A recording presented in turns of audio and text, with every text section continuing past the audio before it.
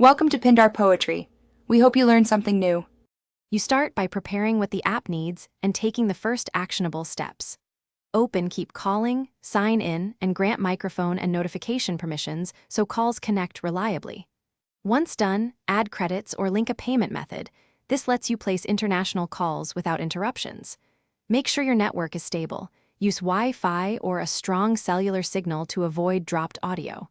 By completing these essentials now, you prevent common permission and billing roadblocks that block the process.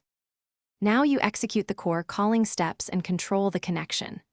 Enter the full destination number with the correct country code, then choose whether to place a VoIP call or use callback.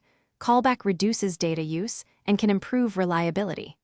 During the call, watch your credit balance and use mute or hold when needed. If audio quality drops, switch between speaker and headset or toggle between Wi-Fi and mobile data. These small adjustments often restore clarity without ending the session. To complete your workflow, end the call and inspect call logs so you can verify duration and costs. Once done, top up credits or set auto-renew limits to avoid unexpected interruptions. Enable low balance alerts to stay ahead. If something goes wrong, poor audio, failed calls, first test your network and toggle airplane mode, then restart the app.